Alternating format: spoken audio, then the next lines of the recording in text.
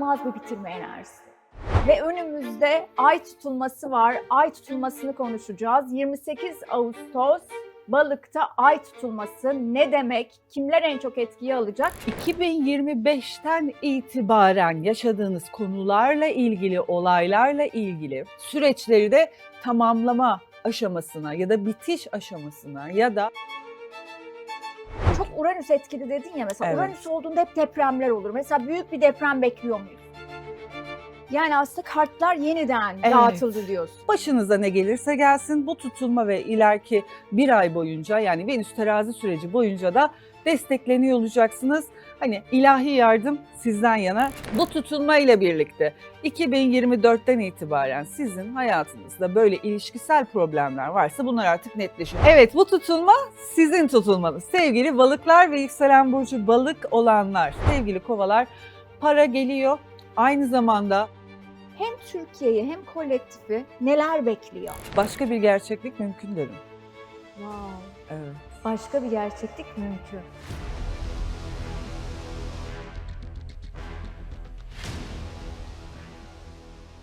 Merhaba, ben Neşe Sapmaz. Kanalıma hoş geldiniz. Zuhal Taşçı'yı ağırlıyorum bugün programımda.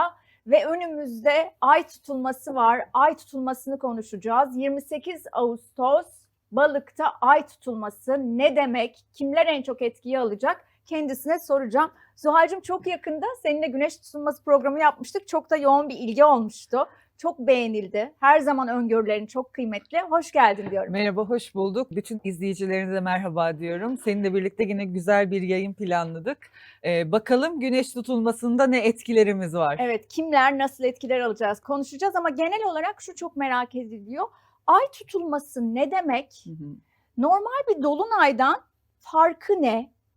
Ve balıkta olunca nasıl bir etki oluyor? Bunu senden dinleyerek başlayabiliriz. Tabii aslında ay tutulması dolunayların turbo versiyonudur. Yani bir dolunaydır aslında ama tabii ay güneşle dünya arasına girdiği zaman tutulum ekseninde oluyor. Dolayısıyla ay tutulmaları astrolojik olarak duyguların açığa çıktığını, çok fazla duygusal konuların ön plana çıktığını, aynı zamanda bitişler, hasatlar, tamamlamalar, netleşmelerle ilgili konularda da önümüzü açan anagramları gösteriyor bize. Dolayısıyla güneş tutulmaları aslında yeni başlangıçlar, yeni kapılar, yeni adımlar, yeni fırsatlar derken hemen ne oluyor? Gökyüzünde öyle bir ritim var ki bir güneş tutulması, bir ay tutulması. Her ay biliyorsunuz bir yeni ay, bir dolunay. Bir takip, bir döngü, bir sirkülasyon süreci var doğada. Ay tutulması da 28 Ağustos'ta, 12 Ağustos'ta güneş tutulmasının başlattığı konularla ilgili olayları netleştirecek. Ve özellikle bu ay tutulmasında şöyle bir önemli konu var. 2025'ten itibaren yaşadığınız konularla ilgili, olaylarla ilgili süreçleri de tamamlama aşamasına ya da bitiş aşamasına ya da bu alanlarla ilgili sürümcede kalan, netleşmeyen konularla ilgili yeni yönler ve netleşmeleri karşımıza çıkarabilir. O yüzden geçmişe bakıp 2024'ün hatta Eylül-Ekim aylarından itibaren hayatınıza giren hangi konular, hangi olgular, hangi mücadeleler varsa işte bu ay tutulması belirsiz olan konuları belirlemek için, netleştirmek için hasat anlamında size ne ektim, ne biçtim. İşte bu yüzden de zaten ay tutulmaları kadersel deriz. Ne ektik, ne biçtik. Evet, Alma verme onu dengesi. da soracaktım. Çünkü en çok sorulan soru, yorum olarak da gelen şey neden kadersel diyorlar? Ve nasıl bir süreç etkisi altında kalıyoruz? Bizi kaç yıl etkiliyor gibi sorular geliyor. Buna cevabın ne olur? Şöyle her 18 ayda bir, örneğin biz daha yeni Aslan Kova aksındaki ay düğüm tutulmalarına yeni girdik. 2024 Eylül-Ekim'inden itibaren aslında Temmuz ayına kadar 2026 Temmuz ayı, yani neredeyse 18 aylık bir süreçte tutulma ekseni Balık ve Başak aksındaydı. Dolayısıyla biz global olarak, bireysel olarak neyle uğraştık? Belirsizliklerle uğraştık, sağlıkla uğraştık. Dolayısıyla şimdi bu ay tutulmalarının, güneş tutulmalarının aksları değiştiği zaman, ki Temmuz'da değişti, Ağustos'ta, 12 Ağustos'ta bir güneş tutulması yaşadık. Artık sahne değişti. Yani sistemde, varoluşta yöneldiğimiz yollar değişti. Dolayısıyla bütün tutulmalar aslında bu kadersel süreçlerin de kapısı olur astrolojide. Bir şeyleri başlatır, bir şeyleri bitirir, dolunaylar, bir şeyleri netleştirir ve hayat planlamalarımızda yeni yollar açar ya da bırakmamız gereken şey neyse onu bıraktırır. Bir evrim döngüsüdür aslında. Yani aslında kartlar yeniden Evet. dağıtıldı diyorsun bir Evet, yerde. doğru. ifaden. Özellikle 12 Ağustos yayınımızı izleyin. Oradaki güneş tutulması 1 yıl boyunca, 1,5 yıl boyunca hayatları tekrar değiştirecek. Ama bu konuştuğumuz 28 Ağustos'taki ay tutulması o 2024'ten geriden beri gelen konularla ilgili artık bitirecek, belirsizlikleri netleştirecek ve yeni adımlar, yeni hayat planlamalarıyla gündemimizi belirlemek için fırsatlar açabilir.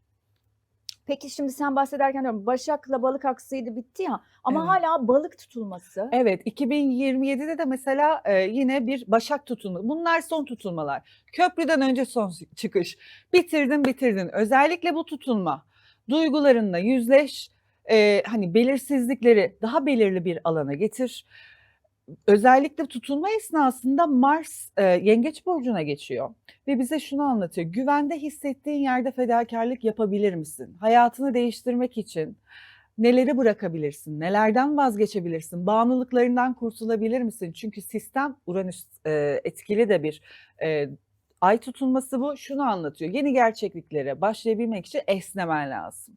Neleri bırakabilirsin? Yeni hayatlar, yeni planlamalar. Bunlarla ilgili değişim, dönüşüm zamanı. Mesela sen anlatırken seni zaten can kulağıyla ve ilgiyle dinliyorum. Çok Bir taraftan da bu anlattığın sembol dili. Çünkü astroloji bir sembol dili ve o sembollerle konuşurken hemen böyle beynimin Hemen. arka planında şu belirdi. Mesela Başak Balık aksında işte tutulmalar yaşadık dedin ya en çok nelerle uğraştırdık? Uyuşturucu gündemleri Tabii ki, oldu örneğin. Tabii ki. Ünlülere yönelik uyuşturucu operasyonları Bravo. oldu, bağımlılıklar Tabii. oldu. Had safhada oldu hem de mesela bu döngüde olmaz ama Neptün'de Balık burcundaydı ya, spiritüel konular, kendini peygamber ilan edenler, guru ilan edenler, uyuşturucu, bağımlılıklar, kumar batağı, bunlarla maalesef çok Tabii uğraştık. yasa dışı bahis operasyonları Evet, hepsi. evet maalesef işte hani çok fazla belirsizlik içerisinde kayıp enerjisi var aslında Balık Başak aksında. Çünkü doğru kullanılmadığı zaman bir kayıp enerjisi veriyor. Dolayısıyla bu tutulma artık diyor ki kayıplarından ders al ama her şeyde rasyonel bakma. Çünkü var olabilmen neye bağlı? Güvenliğine bağlı. Ailen, toplum, çevre, birliktelik bilinciyle hareket etmen gerekiyor. Çünkü kimse tek başına var olamaz. Peki yine o gündemler gelebilir mi mesela? Evet, Benim aklıma o gelebilir. soru işaretini Evet, getirdi. gelebilir. Hatta operasyonlar da gelebilir Hmm. bunlarla ilgili. Sosyal medyada gündemler, şok edici olaylar, skandallar ama aynı zamanda sağlıkla ilgili konular, yine ilaç sektörüyle ilgili konular, hastanelerle ilgili konular ve skandallar, ani değişimler gün yüzüne çıkabilir ve hatta işte yeni belki yasalar bunlarla ilgili de gündemimiz doldurulabilir. Evet, o zaman şimdi eminim izleyicilerimiz merakla bekliyorlar. Hatta buradan anonsunu da yapayım. Lütfen merak ettiğiniz soruları yorumlarda yazın. Bizi beğenin, paylaşın, abone olun ve destek olun diyorum. Ve hemen burç yorumlara geçiyoruz. Evet. Koç burcu nasıl etkileniyor bu ay tutulmasından? Senden dinleyelim Zuhal'cığım. Sevgili koçlar ve yükselen burcu koç olanlar, efendim sağlığınızla ilgili özellikle fark ettiğiniz, dönüştürmek istediğiniz ne varsa bu ay tutulmasıyla birlikte biraz daha kendinize odaklanacağınız, kendinizle ilgileneceğiniz, aynı zamanda hayatın günlük koşuşturması, yorgunluğu, buralardan biraz daha uzaklaşacağınız bir döneme doğru giriyorsunuz. Sağlığınızla ilgilenmek, inzivaya çekilmek, meditasyonlar yapmak, maneviyatı güçlendirmek size ilham kapılarını açıyor olacak. Bunun yanında ne var? Tabii ki rüyalar çok aktif sevgili koçlar, yükselen koçlar. Özellikle bilinçaltı rüyaları, bunları şifalamak, yine bir bağımlılıktan kurtulmak, işte sizi aşağıya çeken, enerjinizi tüketen bir alışkanlıktan kurtulmak ya da bir insandan, günlük hayatınızdaki bir rutini değiştirmek sizlerin faydasına olacaktır. Bitirmek istediğiniz şeyleri bitireceksiniz. Aynı zamanda zihni de değişecek sevgili koçların. Hangi alışkanlıklar, zihin alışkanlıkları, düşünme şekilleri onları bir sağa sola savrulmasını, işte önlerini görmekte zorlanmalarını Hı hı. karşılarına çıkarıyor. İşte bunları tek tek fark edecekler. Zihinleri gelişiyor. Farklı yani farklı konuşma teknikleri ortaya çıkabilir.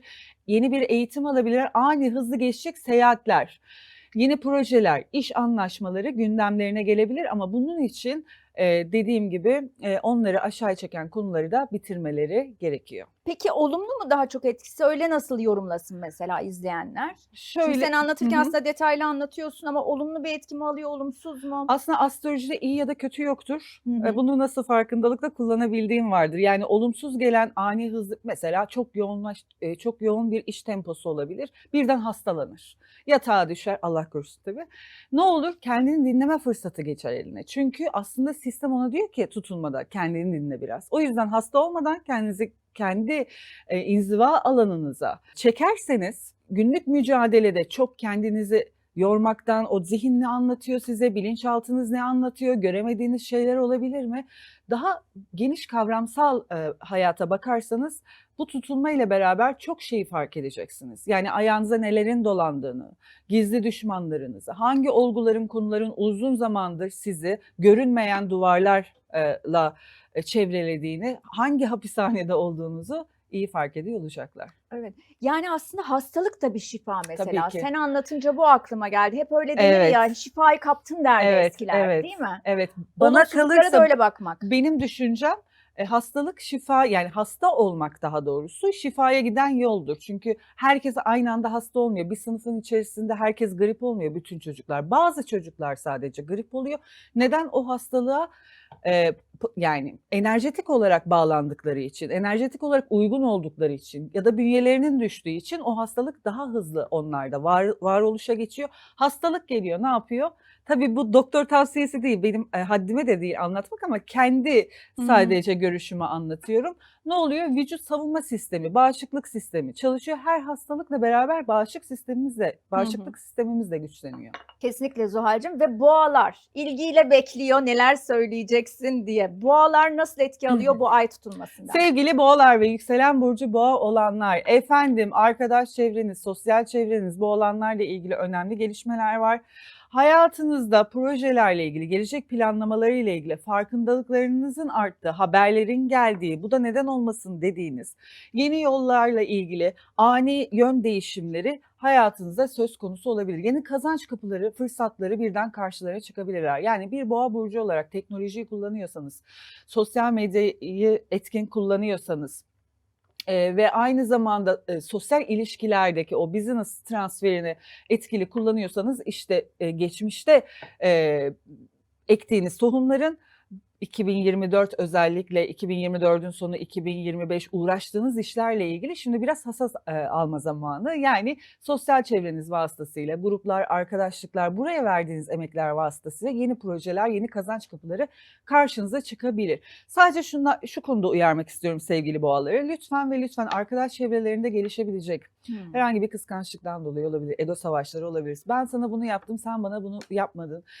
gibi çekişmeler ya da arkadaş çevreniz arasında ki bazı tartışmalara belki kendinizi içinde bu tartışmaların içinde kendinizi bulabilirsiniz. Lütfen dengeli, duygusal davranmayın. İpleri koparma, bazılarında adaya veda etme potansiyelleri var. Daha dengeli hem zihin hem duyguyla beraber bu ilişkileri dengelemeye çalışırsanız çok daha kazançlı çıkarsınız. Ve geldik ikizlere.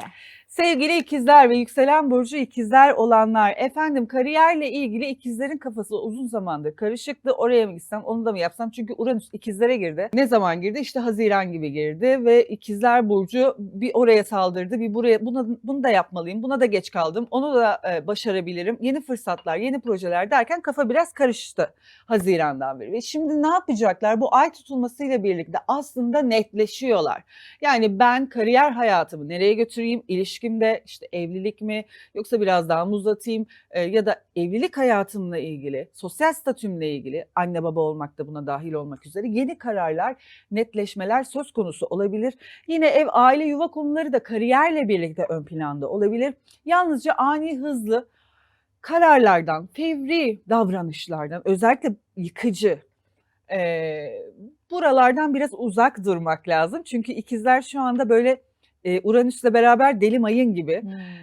Her şeyi yapabilir. Gülerken ağlayabilir, ağlarken gülebilir.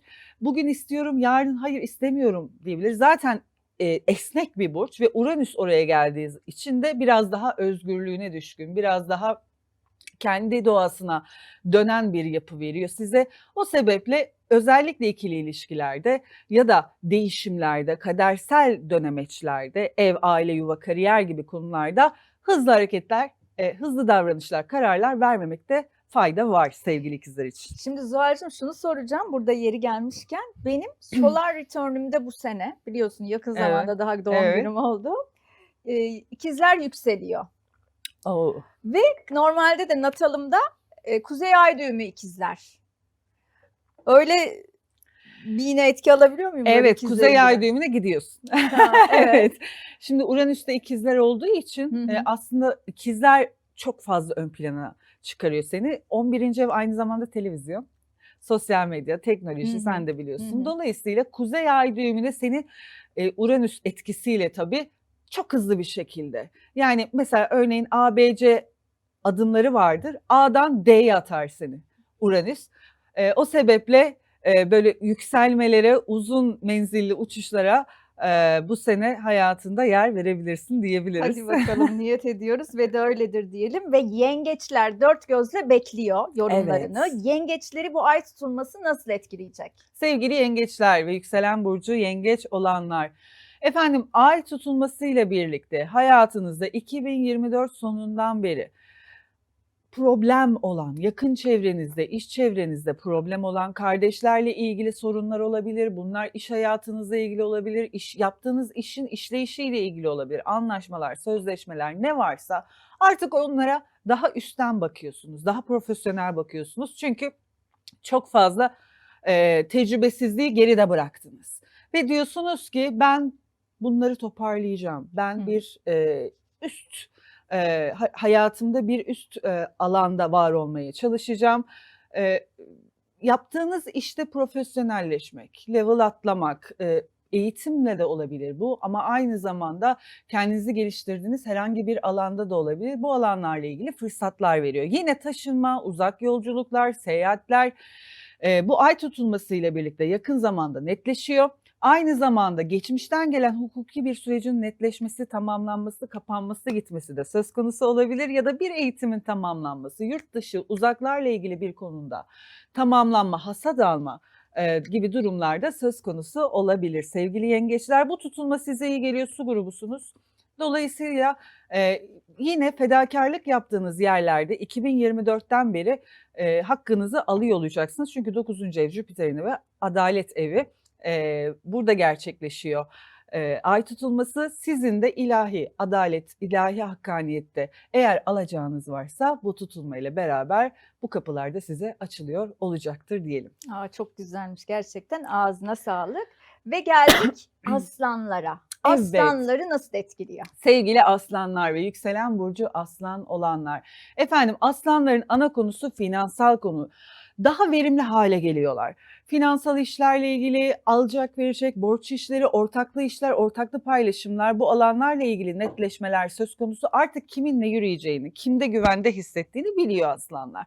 Dolayısıyla güvendiği insanlarla yeni projeler, ortaklı kazançlar ortaya çıkabilir. Bunun yanında geçmişte işte güven kaybı yaşadığı, aldatıldığı hangi konuda kişi ya da olay varsa o kalıplardan artık sıyrılıyor, gözü açılıyor. Yani kiminle beraberim, kiminle yol yürüyebilirim, kim bana destek olur, kimde güvende hissediyorum. Sevgili aslanlar burada büyük farkındalıklar yaşayacaklar. Bunun yanında hayatlarına yeni insanlar girebilir. Sosyal çevrelerinde yeni projeler ortaya çıkabilir. Bunlar güçlü projeler ama bunları dengelemek kolay olmayacak. Hızlı bir ivmeyle başlayacaklar ama uzun vadeli sürdürülebilir alana taşımaları için kendi güvenlik alanlarını zamanla örmeleri gerekiyor. Bunun için de çok çalışmaları gerekiyor ve çalıştıklarında da o hak edişi alıyor olacaklar. Evet, çok güzel ve geldik Başaklara. Evet sevgili Başaklar ve yükselen burcu Başak olanlar için ikili ilişkiler efendim ön planda.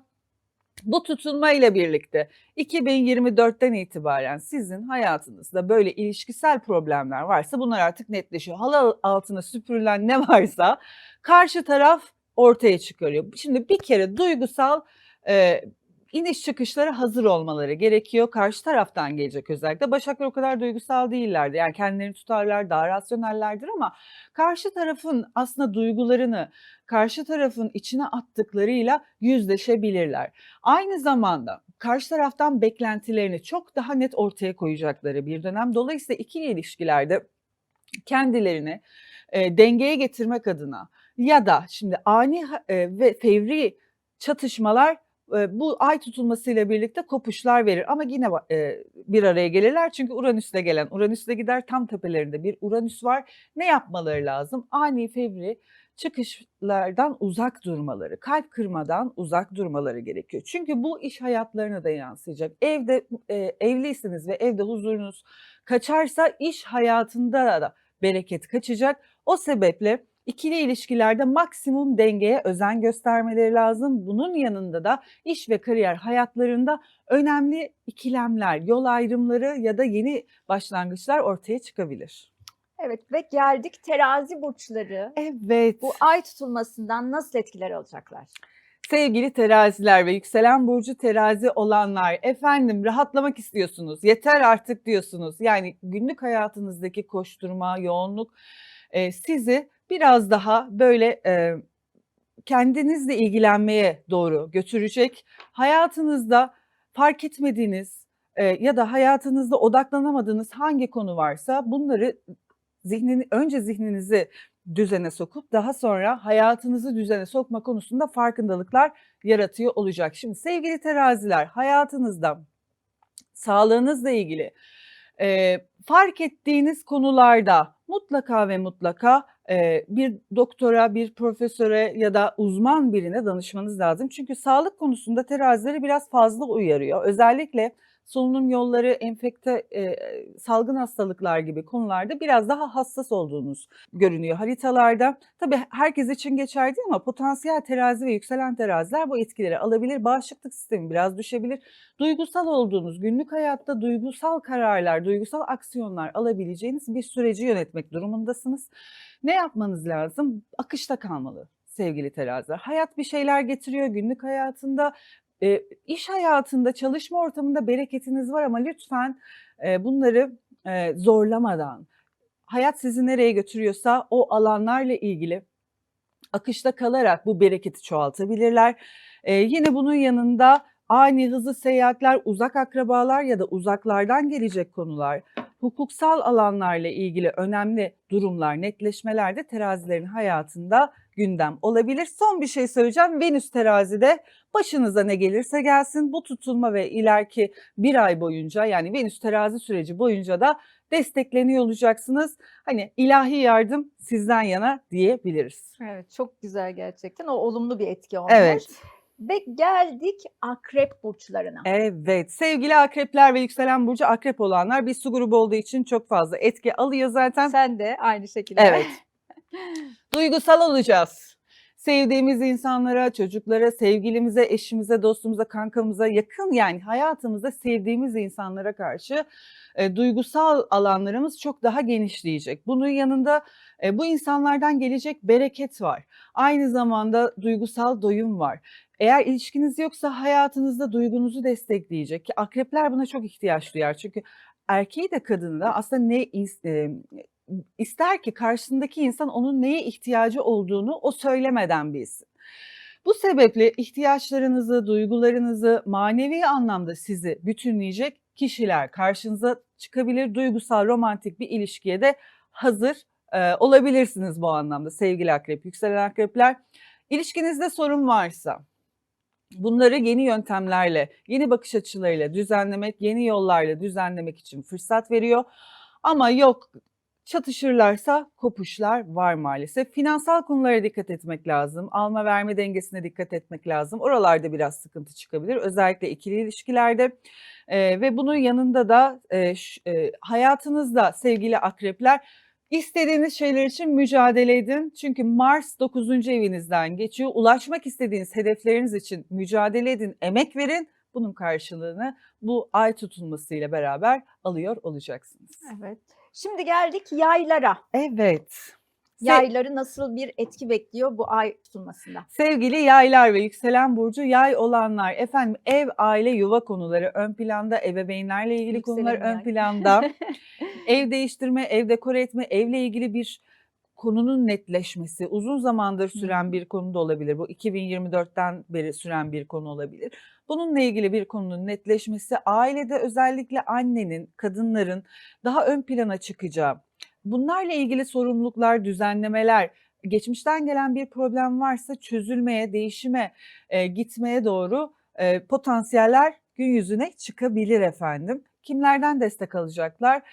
Onları destekleyecek partnerler ortaya çıkacak sevgili yayları. Arkadaşı da olabilir, ortak iş yaptığı kişiler de olabilir, yeni insanlar olabilir. Yeni insanlara biraz dikkat etmek gerekiyor sevgili Neşe. Çünkü hayatımızda yeni giren, her şeyi toparlayıcı gibi gözüken insanlar birden de hayatımızda kaybolabilir. O yüzden bu döngüde, yani ay tutulması sürecinde, o ilk 15 günlük dönemde yeni tanıştığımız sosyal medyadan olabilir, arkadaş çevresinden olabilir. Bu insanları hemen yeşil ışık yakmamak, güvenmemek, işte zamanda teste tabi tutmak önerilir. Evet, ilişki potansiyeli var ama bunu zaman gösterir diyebiliriz. Aynı zamanda da özellikle finansal konularında hız kazanacağı, alacaklar, verecek, ödenecek konuların, beklenen, başkalarından beklenen konularında hız kazanacağı, netleşeceği bir ay tutulması Mesela bekliyor. parayla ilgili bir konu var diyelim ki, bir kazanç konusu. Daha öncenin gündemiydi. Burada Hı hı. olabilir mi? Diyelim ki Evet, bekledi, tabii. işte retro girdi mesela. Burada Sonra aksiyon var. Burada var değil mi? Aksiyon var, evet. Tamam. Kesinlikle. Öyle bir şey bekliyorum da o Evet, yüzden hadi yeri bakalım gelmişken gelsin. sorayım dedim. Oğlak. Evet. Oğlak burçlarını nasıl etkiliyor ay tutulması? Sevgili oğlaklar ve yükselen burcu oğlak olanlar, efendim yakın çevrelerinden gelecek desteklerle aslında büyüyorlar sevgili oğlaklar. Bu dönem biraz daha yakın çevre hassasiyeti olacak. Eşine, dostuna, işte kardeşlerine, arkadaş çevresi, yakın çevre arkadaş çevresine buralardan gelecek konuların netleşmesi var. Yani örneğin bir anlaşma yapıyorsunuz iş hayatınızda, bir sözleşme var. İşte uzun zamandır bekliyorsanız burada cevabı gelir. Olacak mı, olmayacak mı? Aynı zamanda iş ve sosyal alanlarınızdaki düzeniniz değişiyor. Hayatı nasıl yaşıyorsunuz? Günlük rutinleriniz, düzeniniz, buralarda değişimler olacak. Bu belki bir taşınma olabilir. Belki bir yer değiştirme vasıtasıyla olabilir. Belki bir rahatsızlık sebebiyle olabilir. Yani düzeni komple değiştirecek bir etki var. Mesela uzun zamandır iş başvurusu cevabı bekliyor. Çat diye hiç beklemediği anda gelir, düzeni değişir, iş ortamı değişir. Dolayısıyla ne geliyorsa hayırlısıyla geliyor diyelim. İyi ya da kötü olarak bakmayalım. Bu ay tutulması gerçekten sizi destekliyor. Çünkü bazen bırakmak gerekiyor. Oğlaklar tutarlar. Hangi anlamda tutarlar? Kontrol etmek isterler. Hedefe kilitlenirler ve başka bir şey görmez. Hep onların belli hedefleri vardır ama bazen sistem böyle dolandırır ki burada göreceğin bu yolla giderken, hani kulağımızı diğer taraftan tutmak var ya, bu yola giderken bir sürü farkındalık yaşarsın. İşte ay tutulması 2024'ten beri sana neyi fark ettirmeye çalışıyor sevgili Oğlak, yükselen Oğlak? Bunu fark etmen lazım, akışta kalmayı öğrenmen lazım. Çünkü hayat sana buralarda güzel fırsatlar açacak. Evet. Ve geldik kovalara.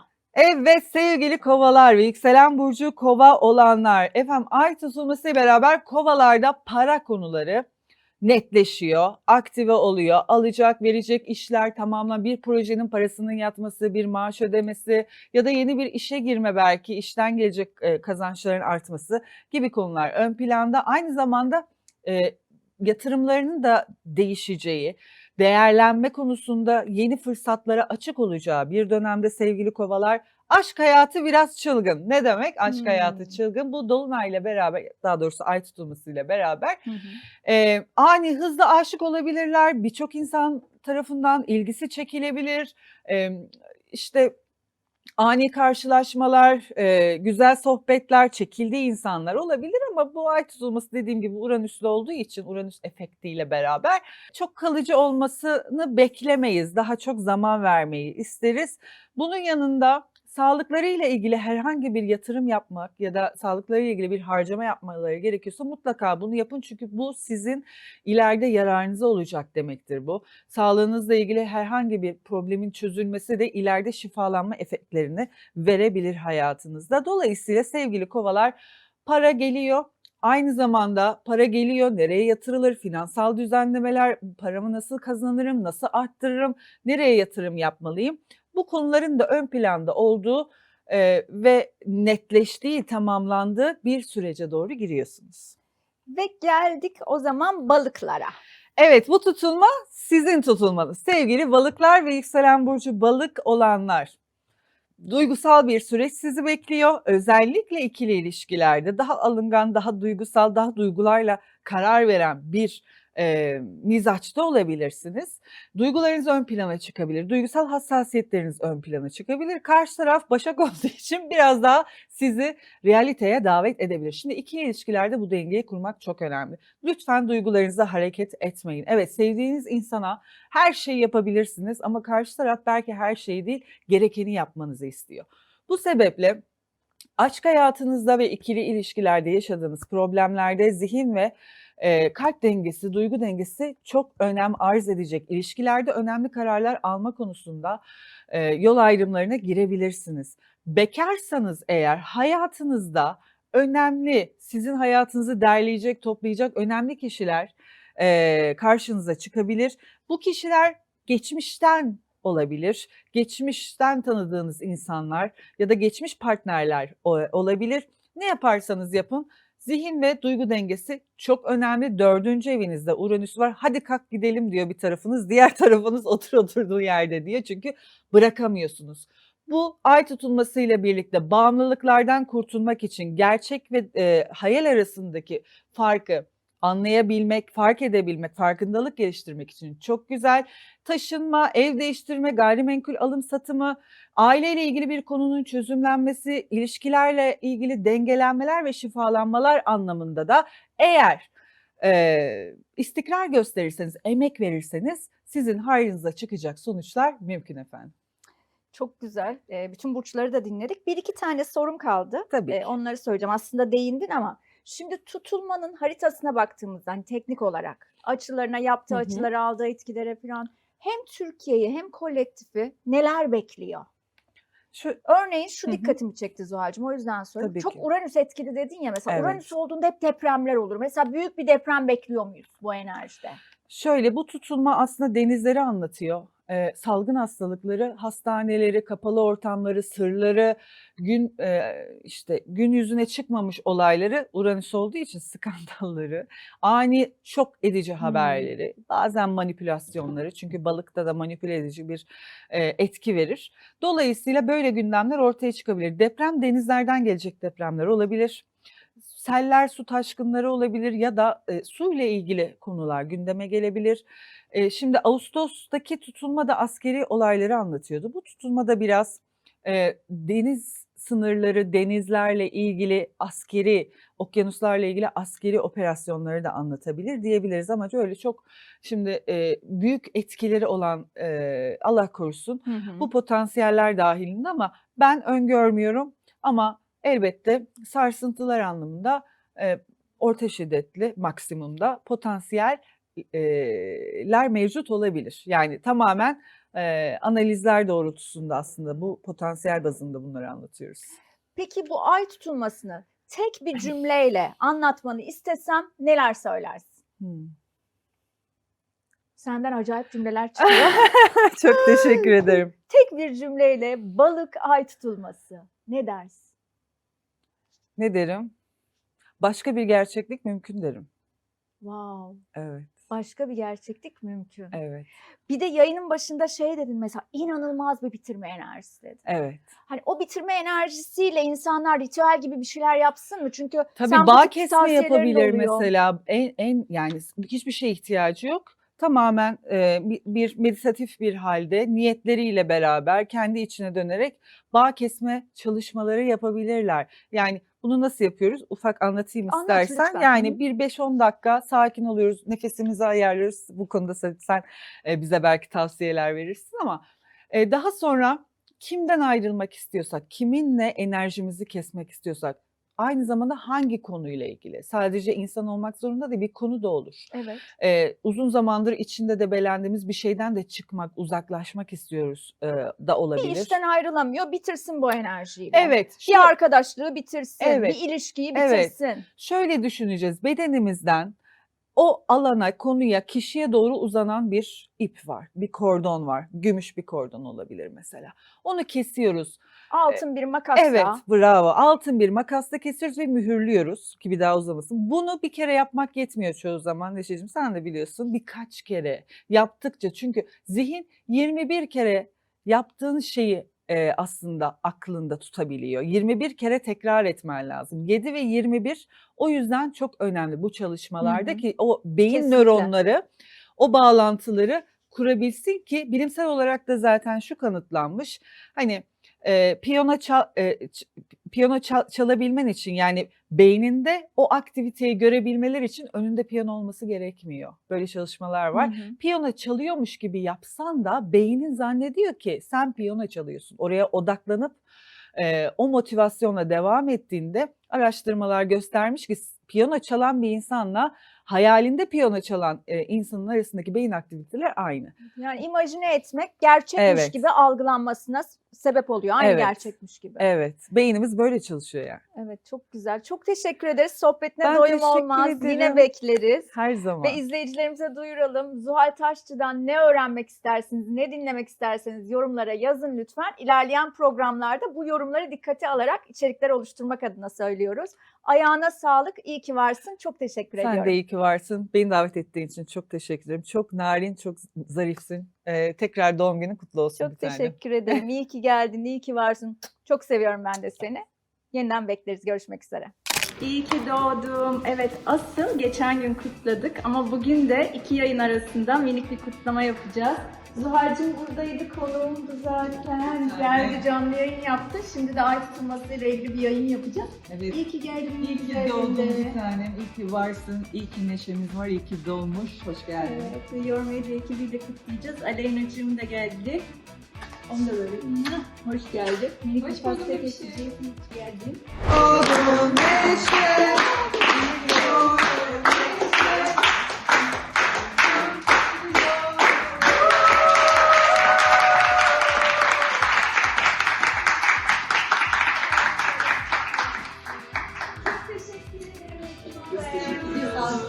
Çok teşekkürler. Siz de iyi ki varsınız.